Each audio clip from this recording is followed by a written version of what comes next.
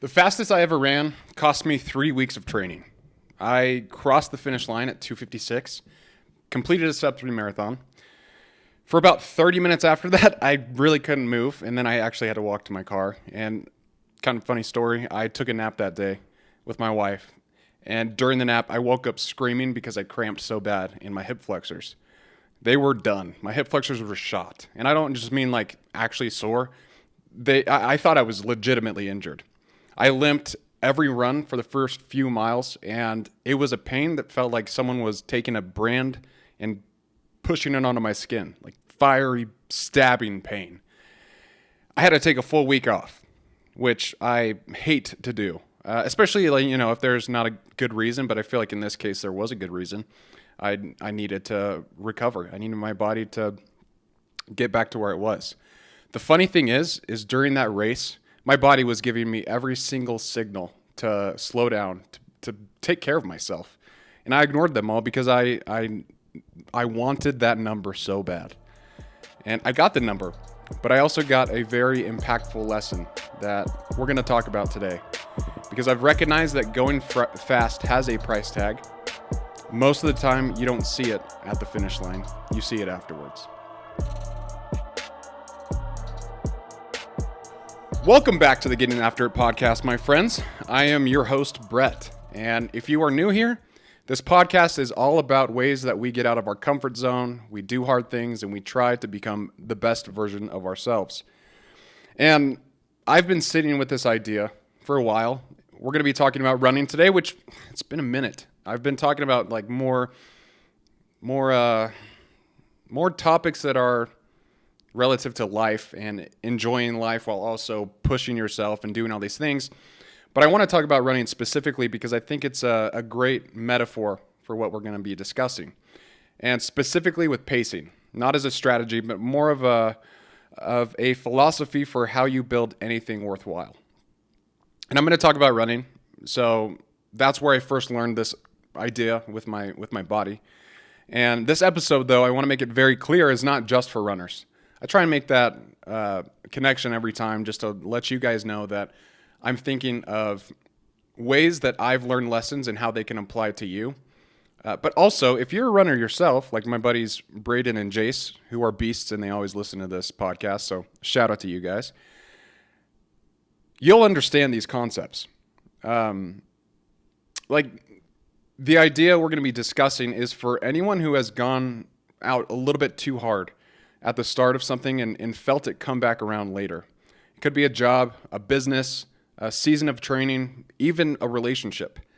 And if you've ever looked up and realized that you burned too hot early, this might be a little bit applicable to you, and I hope it is. We're also going to get personal today. I have some things I want to share about where I'm at right now, about my wife, Allie, and about what is coming for us. Because newsflash, if you don't know, Allie's pregnant, so pretty cool. And I think by the end of this, you will understand why pacing is the thing I keep coming back to with this whole topic. So let's get into it. And I want to paint the picture of my first sub-3 marathon because I wanted to run one of those for a long time. My first introduction to a sub-3 was actually Nick Bear. I saw he always posts videos about his running journey, and one of them specifically was how his first marathon, he was close to 4 hours. And then he put in the work, he trained, and the next one was faster, and then eventually he hit sub-3. And I don't know why I thought that was just so cool to me, that you can run 26.2 miles in under 3 hours. Like, I wanted to do that really bad. In the sense of, like, as a kid, same kind of thing here. As a kid, when you see a toy that you want really bad and you save up for it, and then that day comes when you open up the package and it's like, there it is. That's what I wanted. This was my toy that I was looking forward to, and I wanted to open up that package. I was working with a coach at the time. Her name was Jackie Hendrickson. She's great. If you ever need a coach, reach out to her or reach out to me. I'd love to coach. Anyway, so I was working with her. She gave me a very detailed schedule, and I made sure that my training, my calendar was built around my training. It was so important to me. I still, did the things that I needed to do, but that was like my main focus at this time in my life. I had to put in the work. I knew what the training was and how much I would have to run and really push myself. But that's exactly what I wanted. I felt good. I felt capable. And I felt like I was going to do this thing. The months of training up to it, is actually pretty interesting. I trained mostly for that race on a treadmill because up in Utah, it was snowy a lot of the times. And I didn't really want to brave going outside in the snow and trying to run. Kind of a wimp that way. Got to get better at it. So I'm working on that. But I put in the work. I had my diet dialed in. I would stretch all the time. I would do strength training to help build up my muscles. And race day came. I think it was February 10th, 2024. And I was so pumped. This was our Team Tim race. I really wanted to do my best because I wanted to honor my wife's father who passed away. And a lot of people knew my goal. And so I wanted to really, not impress them, but show them that I was capable of doing things like this, doing very difficult things. So when I got in the race, when I started at the race line, I was confident. I was like, I got this. I've trained for 4 months to get here. My paces went down. Everything was looking like I was going to get this result of a sub 3. During the race, it was interesting. I started out so hot. I think my average mile around that during the first 10 miles is around 6:35 or 6:40, so pretty quick. And I was feeling good. And then it started to rain. And then I got freezing cold, which I feel like kind of helped me a little bit. My knees didn't hurt at all because they were basically frozen icicles. So that was kind of cool. But it started to rain. And then the road got pretty wet and there were puddles everywhere and I was soaked.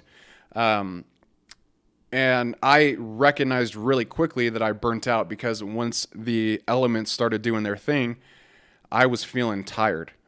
And around mile 18, I noticed my pace was starting to go down, which freaked me out because I knew that I was in a good space because the 3-hour pacer was behind me.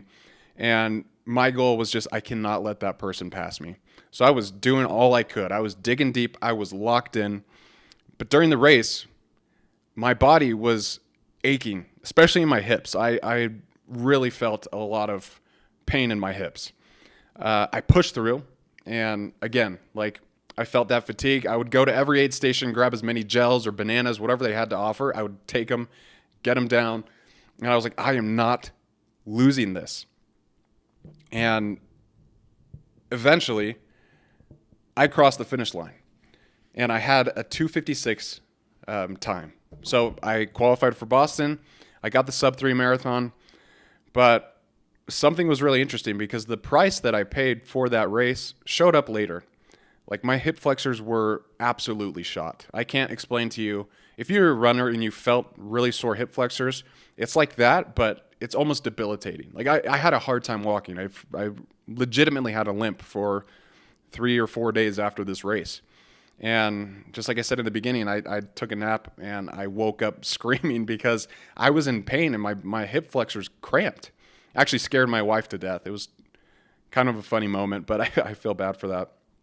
And I want to make something very clear because I'm so glad that I ran that race. I'm so proud of the time that I got.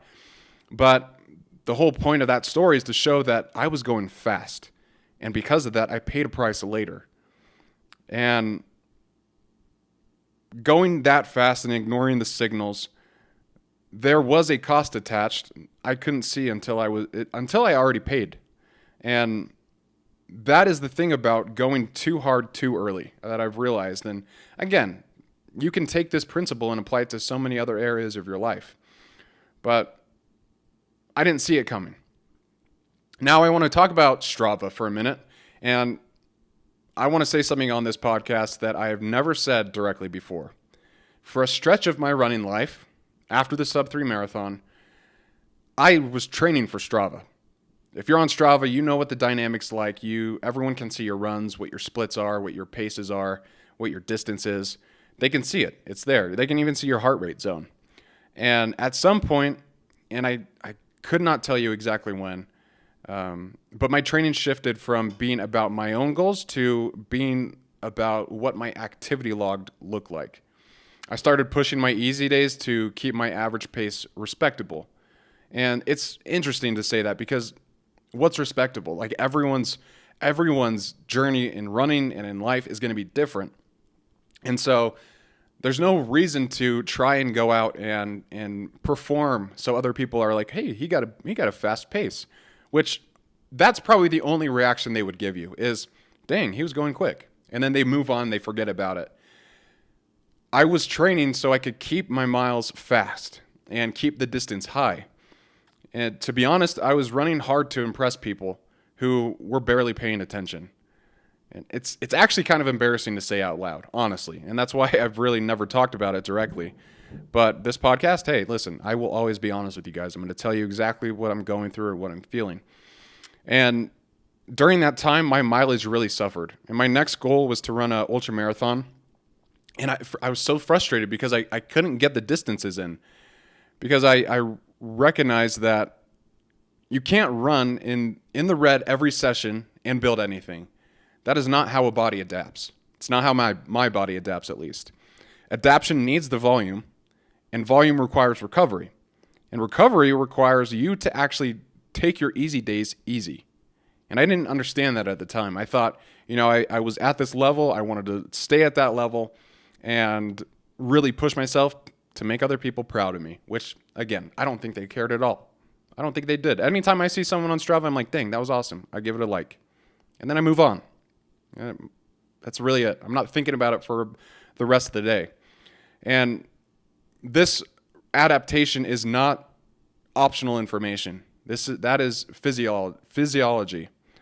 And training for an ultra marathon means you have to put in 50 plus mile weeks regularly. And you do not get there by maxing your effort every time that you lace up. You get that by being smart and how you distribute your effort throughout the week. Like you can push hard on Saturday. That's going to be your big long run. You should push hard on Saturday. But Monday, Tuesday, Wednesday, Thursday, Friday, you got to plan out what are going to be your easy days so you can rest and recover on those days. Maybe Tuesday and Thursday are speed workouts or a little bit longer distance. It doesn't matter. But understanding that I needed to slow down really on my easy days to build up my base so I could be stronger, so I could get the mileage in, that was not anything I thought about. Now, I believe it's a crawl, walk, run approach, not a concept, but in actual practice. And I decided one day, I was like, I don't think I'm going to get there. If I keep doing this, like if I keep trying to push myself as hard as I can, I don't think I'm going to be able to do a 50K because I can't even get 40 miles in a week. And I had a conversation with my coach. I had a conversation with Allie, and they both said something very similar that, it's okay to slow down, and you should slow down.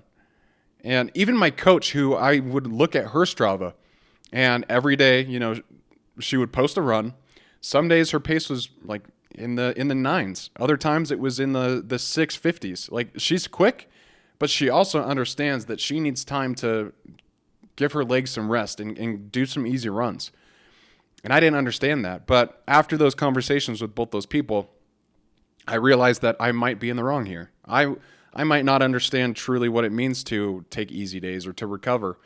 And I made the decision to actually not run for Strava, but to run for myself and to work towards the goals that I was setting for myself.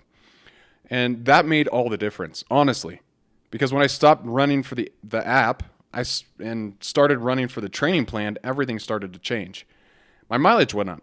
My progress began to show up. My long runs stopped being a thing that I was trying to survive, and they became something that I was building towards, and I enjoyed. That's where I truly fell in love with running, was when I put aside the pressure of keeping really fast paces. The people on Strava are not watching. It might look like it. It might seem like it to you. And even if they were, they couldn't run the races for me. And so I had handed my pacing decisions to an audience that had zero stake in the outcome I was doing. And that is ego in action. It's loud, convincing, and completely pointed in the wrong direction. The same thing happened with this show. Like, and I think this is one that's worth being honest about because some of you have been here from the beginning. So you might have heard some of these things. But when I started this show, my entire operating theory was, okay, just get more episodes out. The listeners will follow if I just get more episodes out. Volume drives growth. That's what I believed at the time. So that's exactly what I executed. I was producing content at a pace I was proud of. And I was like, man, podcasting's easy. I can just get these things out, and I would go very high level into a topic without diving deep or explaining what I thought about it. You can go back to the early episodes and understand what I'm saying because you can clearly hear it. Like I remember there was one, I think it's around like episode 3 or 4, but it's all about the benefits of exercise. And I would say something like, exercise helps your brain and it helps you have cognitive function. And then I would say, hey, and exercise helps you with this, helps you with your discipline. And there was never any context or actual meat to the subjects. And I wish I could go back and tell that kid, like, hey, you got to take your time. You got to really think about what you're saying because there's someone on the other side that's listening. And also with like the guests that I had on, I had a list of questions that I wanted to run through with them. And sometimes in the early days, I would search on Google, like, okay, what are some good podcast questions? And I would follow those to a T. Thinking that, like, okay, if I'm just having a conversation, the good content will come. Maybe I'll be like Joe Rogan, which if you listen to any of Joe Rogan's podcasts, he's not looking at quotes the entire time. He's not looking at questions he wants to ask the guest. He's just having a conversation with them. And that wasn't something I really understood. Like during that time, the guest would answer the question and I would immediately move on. I did not follow up. And there were some guests that I had on that I really wish I could go back and re-interview them, have another conversation with them. Because I feel like now I understand what it means to, be in a place where you're bouncing ideas off of each other and you're having the time to listen to what they say and saying, oh, well, how did that make you feel? Or what lessons did you learn from that? And was it a powerful one? Or like, you know what I'm trying to say. It basically just allowed me to rethink my strategy when I understood that, okay, the listeners are not going up. And in fact, they're really low. So there must be something wrong. There must be something that I'm missing here. And the thing I was missing was the question of that I should be asking myself every podcast I do, every time I sit down and I pull up my notes and I start typing away, is what will the audience take away? And will it be worth it? I never addressed that question in the early days of the podcast, which, again, a great lesson to be learned. But I wonder where I could be now if I took the time to actually, do that. And I'm not saying like, oh, I would be huge. I'm just saying as a conversationalist or as someone who has a podcast and tries to give valuable information, that is something that's important to me. And I don't think I've understood that until probably 2.5 years into this podcast. I say the last year and a half, I've really tried to focus on that so I can provide value to you guys. It means a lot to me that you are on the other side of this, that you're listening. Maybe you got me in your headphones, your car, or just on your speaker. But that doesn't matter the way that you listen to it. It just matters that you're listening to me. That means so much. And because of that, I want to give you something that you can take away and chew on and actually go into your next week and try some of the things that I'm talking about. Because, I talk about how getting after it's a community, and if I'm not even showing up for my community, how can I expect to build one? And now I think because I changed my relationship to this work and I ask myself the questions, it gives me ideas and it gives me time to think so I can truly give you guys value. And I recognize that quality is not something that you add at the end. It is built into the pace you choose before you start. There is a pattern in all three of those stories, the marathon, Strava, and the podcast itself. And it is that the cost does not arrive right away. You feel great at mile 10. Your weekly summary looks pretty good on your podcast. You feel productive every time you hit publish. And the signal you are getting in the moment is positive. There's no doubt about that. The bill shows up later. as injury, as stalled training, as content that nobody engages with because it's not ready, and candidly, it's terrible. The problem with deferred costs is that by the time they arrive, the decision is already behind you. You can't go back and change time. I was watching at the gym today while I was running. I was watching Back to the Future. You can't get the DeLorean and go back in time. I'm sorry to say, you can't get your. I don't know what the doc's name is actually. I was watching it with subtitles. So, anyways, Back to the Future is not important here. All I'm saying is you cannot get that time back. You cannot go back and change that decision. You can't go back and rerun miles. You can't go back and update earlier podcasts. What's out there is out there. What you've done is done. There's a line from Michael A. Singer that I love about this topic. He writes, "The truth is that most of life will unfold in accordance with forces outside of your control, regardless of what your mind says about it." Listen to that again slowly. I'm going to slow down for you. The truth is that most of life will unfold in accordance with forces outside your control, regardless of what your mind says about it. The urgency that you have does not make the outcome arrive any faster. The podcast was not going to grow faster because I published more episodes. My race was not determined by how hard I pushed at mile 3. The forces at work are larger than your hustle, honestly.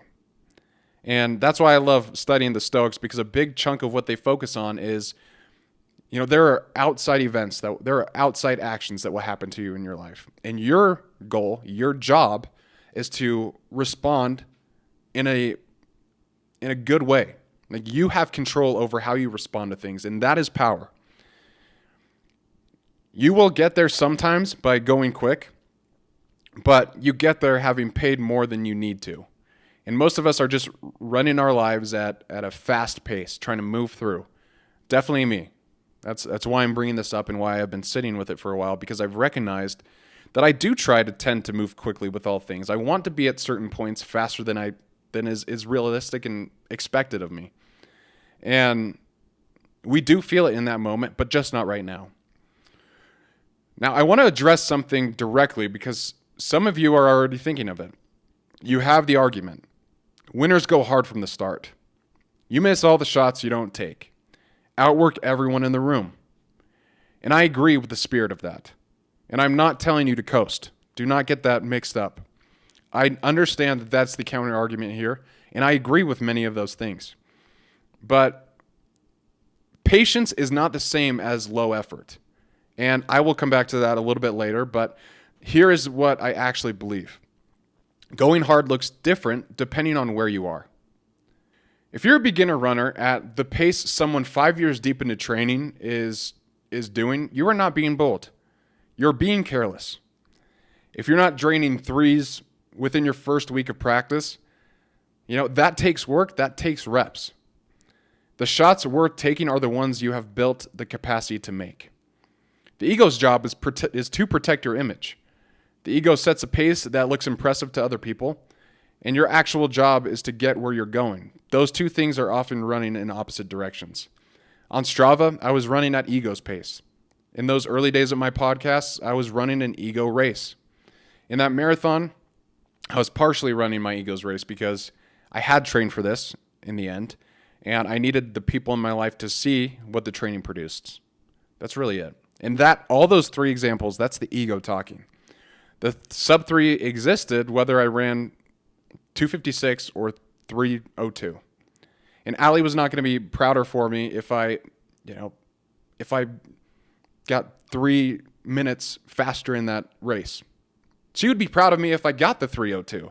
She'd be like, "Damn, Brett, you ran quick." And most of us are not hiring a pacer to guide us through life, just like I had one in the race. But we are letting our ego call the splits and then wondering why we blow up. And here's the thing. Ego will always argue that you are behind. Always. And it's good at what it does. It'll whisper in your ear like, "Hey, you see that guy over there? He's doing way better than you. try and match him. Or, oh, your brother ran 10 miles today and you're feeling really sick. You can't let him beat you. Go do it. And it's good at what it does. It knows exactly what strings to pull to get you to do things. Ego is nothing good comes from it. So I'm still battling that. I think everybody will. And the ego manufactures some kind of urgency that does not serve the goal. And if you let it, it will set your pace that you cannot sustain. The discipline is not going harder. That's not it. The discipline is knowing your pace and holding it when everything around you is telling you to sprint. Now, I want to be straight with you guys about where I am right now, because I think it matters to say. And my training, it's kind of suffered a little bit. I have a lot of things going on in my life. I am, in the job search. I'm interviewing a lot. There's a lot of mental strain on me.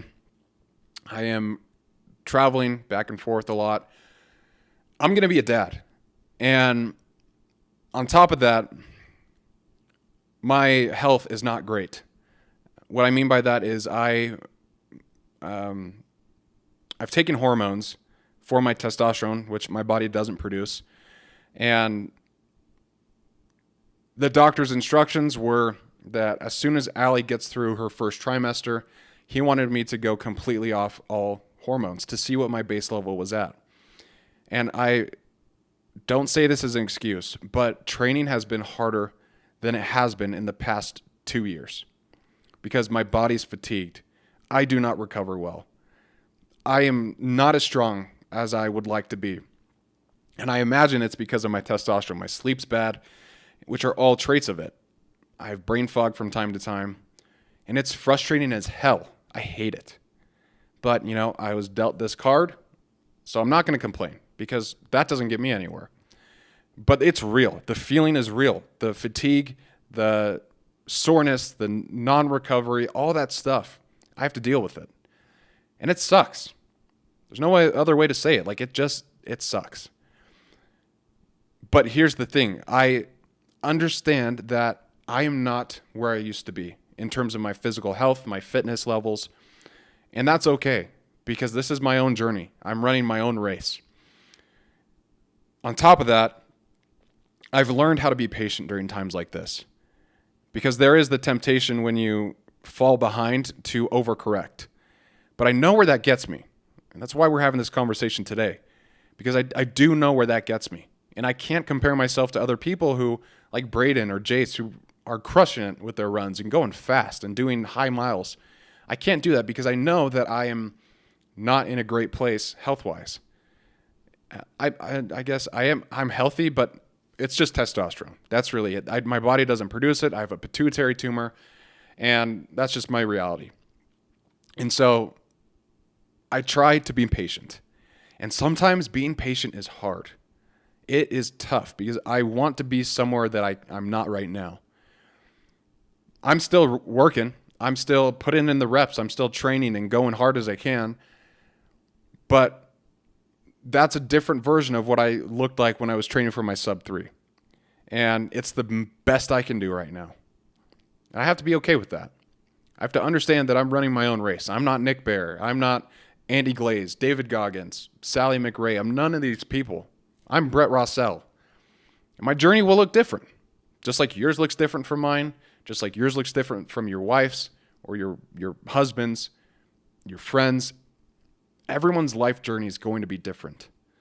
And, you can in moments like this, you pile intensity onto a depleted body.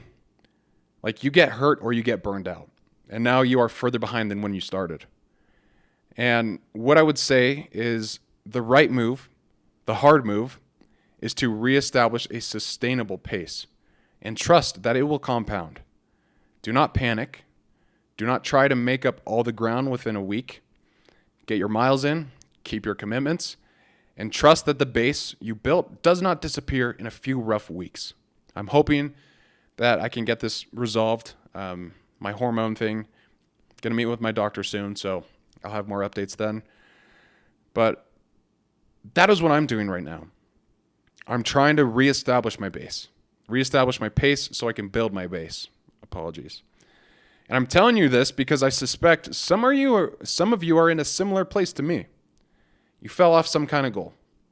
You lost ground on something that matters to you. And now you're trying to figure out whether to push hard and get back on track fast or whether to pace your way back. Pace your way back. I'm going to tell you that's the answer. The ground returns when you stop running in the red. You'll reestablish your base.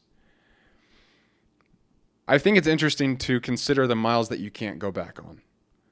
My grandfather, on my dad's side, he passed away in 2009 from kidney cancer. And I wasn't really old enough to fully grasp it at the time and what it meant for my dad. But I understand it better now. My dad, he talks about him regularly. And he always says something that breaks my heart. He always says, I wish I could pick up the phone and call my dad and ask him for advice or just talk to him. There is a specific kind of grief in that. Not just the grief of losing someone, but the grief of knowing you cannot go back and be more present with them when you had the chance to. You know, the conversations that you half showed up to, the time you were physically there, but were busy doing other things.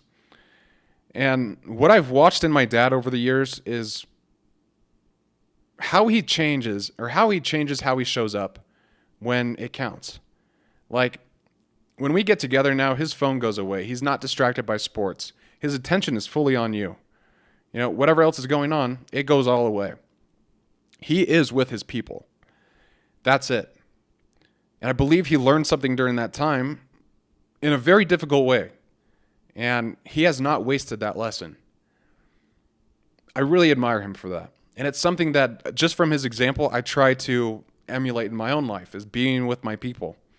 You know, because I know one of the days is going to come where I can't pick up the phone and call my dad. I've talked about Allie's father who passed away, and she says the same kind of thing. She just misses him. And it's sad. Like, it's unfortunately, death comes for us all. That is the reality of life. But it doesn't make it any less easy. Or any less hard. Apologize. It doesn't make it any less hard to go through a situation like that. And the reality sucks. Now, Allie and I are going to be parents soon. And that has changed a lot of how I look at the clock. Because everything looks different when you are standing at the start line of that particular race. The race being becoming a dad. And Allie, who was much wiser than me, we were talking about this, and she said something that really sparked this entire idea for this podcast. She said, life is best enjoyed when we slow down. We will be parents. We only have a short amount of time with our kids. There is no point in rushing to the next milestone without enjoying the moment that we are in. If we take it for granted, we will miss it. I don't have anything clever to add to that because it's already the whole thing. Allie said it. And we're doing that now. You know, as she's going through pregnancy, we're, feeling all the feelings. And it's so fun to be there with her and experience her pregnancy and watch her body change over time because it's carrying our baby. It's a miracle. It truly is. And especially with my hormone stuff that was going on. Like, it's nothing but a miracle. And there's a quote from Eckhart Tolle where he says, realize deeply that the present moment is all you ever have. What's behind you is memories. What's in front of you is the future. All you have right now is the present moment. So try to make the most of it. I've read that before, and I nodded at the way that you would nod at things that sound important, right? Like, oh, yeah, that's good. Mm-hmm. Then what Allie said to me that day about our kid, who isn't even here yet, it was like I heard that quote for the first time. You can PR a marathon, but you can't go back to your kid's first year. You can grow a podcast, but you cannot replay the conversations you were distracted through. You can rebuild your training, and you cannot recover the time you burned running at a pace that was not yours to begin with. Some miles you can get back, some miles you can't. And the discipline of pacing is partly about performance, but at the deepest level, what I believe to be true, it is about deciding which miles you are willing to pay attention to. My dad figured this out through loss. Allie figured it out before she had to, because I think that she went through the same experience my dad did, that she knows what it's like to have someone that you love deeply be taken away. I'm still figuring it out. I'm trying to learn this lesson, but I do know which direction I'm trying to go. Now, my favorite part of the podcast. What can you do with this? Well, this wouldn't be a great podcast if I don't give you anything actionable to do. So let's jump into it. Now, I want you to pick one thing and audit your pace in one area of your life. Pick one thing. Your training, your work, a relationship, a project. And ask yourself whether the pace you are moving at is your pace or the pace that you think you're supposed to be at. Those two things can feel very identical from the inside. But sit with the question until you get an honest answer, because that honest answer is the only one that is useful. Number 2, ask the question I use before every episode. What will someone gain from this? Take it and apply it to whatever you are building right now. A conversation, a decision, something you are about to send or launch or ship. If you cannot answer it clearly, slow down before you send it. The question does not care about your timeline. It cares about the work. Number 3, put your phone down for one meal this week. Not every meal. It doesn't have to be every meal. Just one. But be in the room that you're actually in. My dad learned this through grief. You have the option to learn it at a cheaper cost. Number 4, find the leaderboard you are running your life against and make it very clear. It might be literal, like some kind of Strava app. But it might be a person's career you are benchmarking yourself against, or a timeline someone else is on that you keep measuring yourself by. Name it, then stop running that race. You do not have the right training for it because it's not your race. Someone else's. But come back to your plan. Yours. Come back to it. You can do it. Finally, number 5. I want you to write down one milestone you're rushing towards and ask yourself, what are you missing right now in order to get there? Not what will you miss in the future, right now. Because like that quote said, the present moment is all that we have. Allie's question. Put to wherever you are standing today. Take that. Write it down. The answer will be something worth reading twice. Guarantee that. Now, I will leave you with this. Sub 3 matters. That was an important moment for me. This show matters. That's why I've been here for 187 episodes. Your goals are real, and they are very worth it, and you should continue working towards them. But the way you get there matters too. The pace you choose says something about what you believe about the time that you have. My dad believes his time belongs to his people. Allie believes this season is not something to race through, something to be enjoyed and taken slowly. I'm still learning what I believe, and if I'm honest, I'm somewhere in the middle of figuring it out. What I do know is that some of the best runs I have ever had were some slow ones. Long runs on Saturday at a 9-minute pace, with nothing to prove or nowhere to be, just me, my thoughts, and the road. Easy miles that built that base, that made the race possible for me. Nobody claps for those miles. They do not look like anything. But without them, the race does not happen. Most of life is the easy miles. And the question is whether you are willing to run them with the same intention you bring to race day. My challenge for you this week is to find one place where the pace is not yours and slow down. Not to coast, but to go further than you would without burning out. Guys, this is an important topic for me. Being present is something that I think a lot of us forget to actually believe and to actually enjoy the moment. Life is hectic. It's hard. And sometimes we don't even want to be in that present moment. But that's all we have. And your race is your own. If you remember DJ Take Two on this podcast, he said a quote where it was your race, your pace. And that applies very much so to what we're having a conversation about today. So do those things, and I promise you, you'll start enjoying whatever you're working towards a little bit more. But thank you so much for spending time with me today. I hope it was helpful.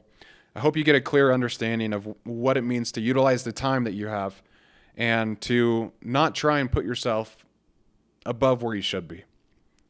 Be patient. Be in the moment that you're in. And good things will come. If this episode helped you at all, it would help me if you gave the show a rating, sent it to someone who might need to hear a message like this, or left me a comment. I love hearing from you guys. If you're listening on Apple Podcasts or Spotify, thank you so much. Please rate the show. I feel like I'm begging you guys now, but that's just something I want to say every episode because it does help me, honestly. The more people that rate the show, the more people will see it. So it means a lot, and I appreciate your time today. And until next episode, everybody, keep getting after it.